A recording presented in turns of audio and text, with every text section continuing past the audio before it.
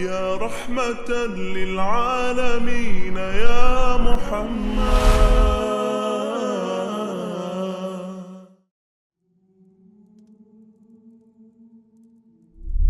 ناظرین السلام علیکم ورحمۃ اللہ وبرکاتہ. سیرت پروجیکٹ سیزن 4 ایپیسوڈ 42 صلح حدیبیہ کا معاہدہ. قریش کی طرف سے حضرت عثمان رضی اللہ عنہ کی وفات کی افواہ سن کر مسلمانوں نے سیدنا عثمان رضی اللہ عنہ کا بدلہ لینے کے لیے موت پر بیعت کی.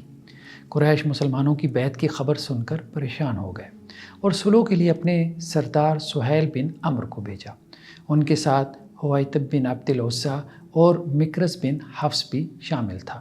قریش نے سہیل بن عمرو کو اختیار دیا کہ صلح کا عہد و پیمان کر لیں، لیکن یہ شرط ضرور رکھیں کہ مسلمان اس سال واپس چلے جائیں، کیونکہ ہم لوگ یہ نہیں سننا چاہتے کہ محمد صلی اللہ علیہ وسلم قریش کی مرضی کے بغیر مکہ میں داخل ہو گئے. آپ علیہ السلام نے دور ہی سے سہیل بن عمرو کو دیکھ کر کہا کہ اس شخص کے آنے کا مطلب یہ ہے کہ قریش صلح پر آمادہ ہو گئے ہیں. سہیل بن عمرو نے سب سے پہلے قریشی جنگجوؤں کی حرکت پر معذرت کی اور کہا کہ جنہوں نے آپ علیہ السلام سے لڑائی کی وہ ہمارے سمجھدار لوگ نہیں تھے، انہیں کسی صاحب حیثیت نے لڑنے کو نہیں کہا تھا.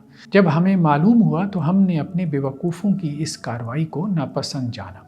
سہیل بن عمرو نے مسلمانوں کے ہاتھوں قید ہو جانے والے مشرکین کو رہا کرنے کی درخواست بھی پیش کی. آپ علیہ السلام نے فرمایا کہ ہمارے کچھ ساتھی بھی آپ لوگوں کی قید میں ہیں. سہیل نے شتیم بن عبد مناف تیمی کو مکہ بھیجا تو اہل مکہ نے 11 صحابہ کو رہا کر دیا.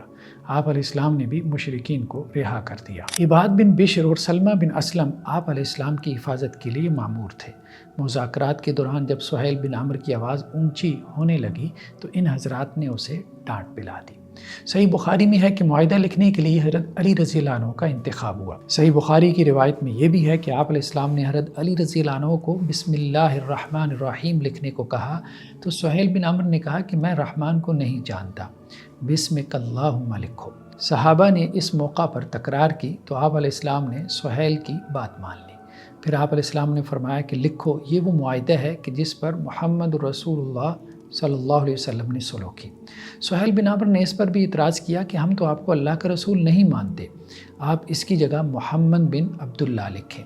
آپ علیہ السلام نے فرمایا کہ تمہارے جھٹلانے سے کچھ نہیں ہوتا، میں اللہ کا رسول ہوں.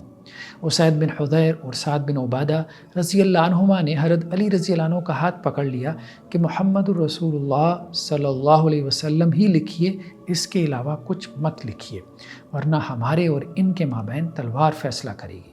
صحابہ کی آوازیں بلند ہوئیں تو آپ علیہ السلام نے انہیں ہاتھ سے اشارہ کیا اور کہا کہ خاموش ہو جاؤ. صحیح مسلم کی روایت میں ہے کہ آپ علیہ السلام نے حضرت علی سے کہا کہ اس کو مٹا دو، تو انہوں نے جواباً کہا کہ میں اسے نہیں مٹا سکتا. آپ علیہ السلام نے فرمایا کہ مجھے وہ جگہ دکھا دو، تو آپ علیہ السلام نے پھر اپنے ہاتھ سے اس کو مٹا دیا. پھر آپ نے حضرت علی رضی اللہ عنہ سے کہا کہ محمد بن عبداللہ لکھ دو. اس کے بعد آپ علیہ السلام نے فرمایا کہ ہمیں بیت اللہ کا طواف کرنے دو. اس پر سہیل بن عمرو نے کہا کہ اس سال نہیں بلکہ اگلے سال. یہ بات بھی صلح میں لکھ دی گئی. ایک شرط یہ بھی رکھی گئی کہ اگر اہل مکہ میں سے کوئی شخص مسلمان ہو کر مدینہ پہنچے تو مسلمان اس کو واپس کرنے کے پابند ہوں گے. مسلمان اس سے تکلیف میں آ گئے. ابھی اس پر بحث جاری تھی کہ سہیل بن عمرو کے بیٹے ابو جندل عاص رضی اللہ عنہ زنجیروں میں جکڑے ہوئے وہاں پہنچ گئے. ان کے والد چیخنے لگے اور کہنے لگے کہ سب سے پہلے تو اس کو ہمارے حوالے کریں. آپ علیہ السلام نے فرمایا کہ ابھی یہ شرط لکھی ہی نہیں گئی. اس پر سہیل نے کہا کہ میں تو معاہدہ نہیں کروں گا. آپ علیہ السلام نے فرمایا کہ صرف اسے میری خاطر چھوڑ دو، باقی تمہاری یہ شرط ہم صلح کے معاہدے میں لکھ لیتے ہیں. سہیل نے جواب دیا کہ نہیں، میں اپنے بیٹے کو کسی صورت نہیں چھوڑوں گا.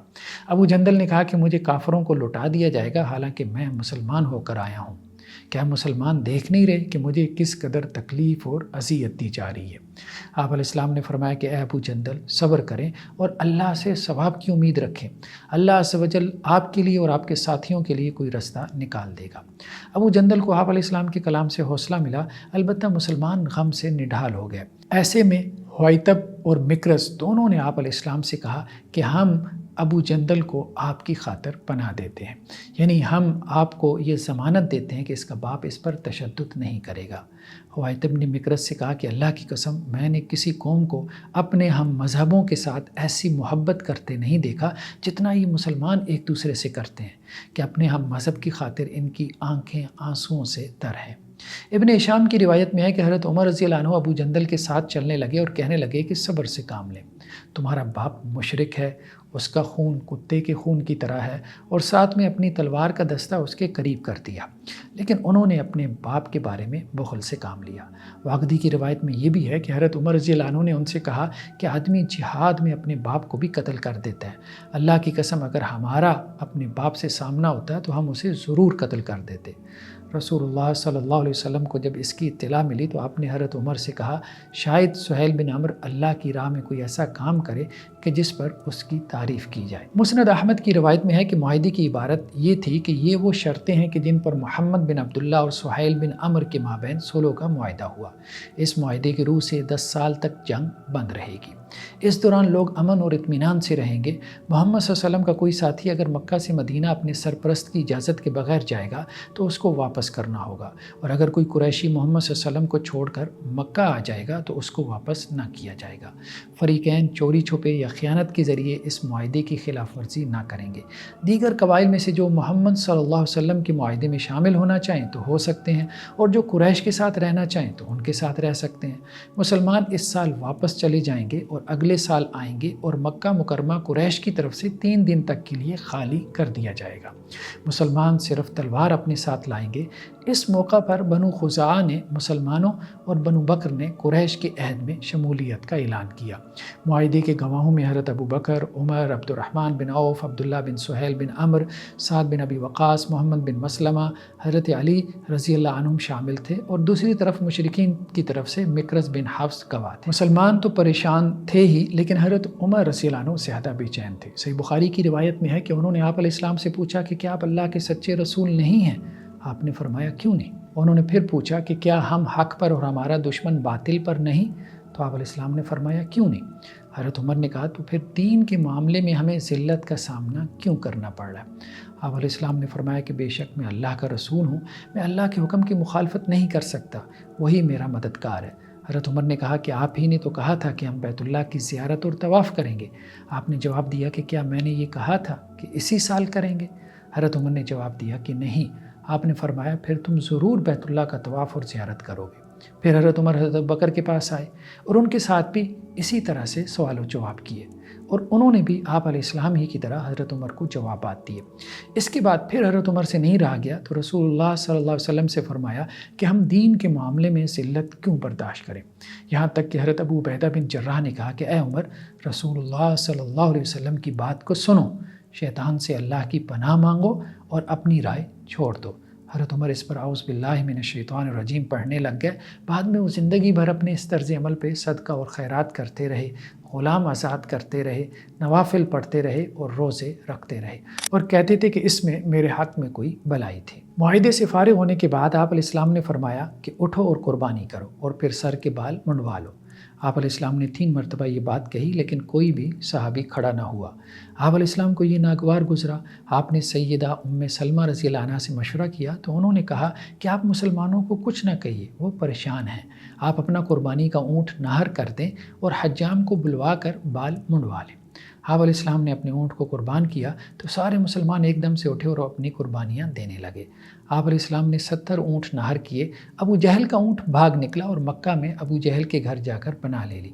آپ نے عمر بن انما کو اونٹ پکڑنے کے لیے بھیجا۔ اہل مکہ نے اونٹ واپس کرنے سے انکار کیا تو سہیل بن عمر نے حکم دیا کہ اونٹ واپس کیا جائے۔ آپ علیہ السلام نے اس اونٹ کو 7 افراد کی طرف سے نہر کیا۔ قبیلہ اسلم کے ایک شخص کو آپ نے مکہ بھیجا کہ وہاں مروہ کے پاس 20 اونٹ ذبح کرے، تو اس نے ایسا ہی کیا اور گوشت لوگوں میں تقسیم کر دیا۔ آپ علیہ السلام کا خیمہ حدود حرم سے باہر تھا، لیکن آپ نماز کے لیے حرم کی حدود میں آتے۔ آپ علیہ السلام اونٹ نہر کرنے کے بعد خیمہ میں داخل ہوئے، خراش بن امیہ کعبی کو بلوایا، انہوں نے آپ کا سر مونڈ دیا اور بال قریبی درخت پر ڈال دیے۔ لوگوں نے وہ بال جمع کر لیے۔ ام عمارہ رضی اللہ عنہ کہتی ہیں کہ کچھ بال میں نے بھی لے لیے تھے، میں بعد میں مریض کے پانی میں وہ ڈال دیتی تو اس کو شفا مل جاتی تھی۔ صحابہ نے بھی اپنے بال مونڈ لیے۔ آپ علیہ السلام نے 3 مرتبہ سر منڈوانے والوں پہ رحمت کی دعا کی اور 4تھی مرتبہ سر کے بال کم کروانے والوں کے لیے بھی دعا کی۔ ام عمارہ رضی اللہ عنہ کہتی ہیں کہ میرے پاس ایک کینچی تھی اور میں نے اسی سے اپنے کچھ بال کاٹ لیے۔ حدیبیہ میں آپ علیہ السلام کا قیام 19، 20 یا بعض نے کہا کہ 1.5 ماہ بھی رہا ہے۔ جاری ہے۔ جزاکم اللہ خیرہ۔ السلام علیکم ورحمۃ اللہ وبرکاتہ۔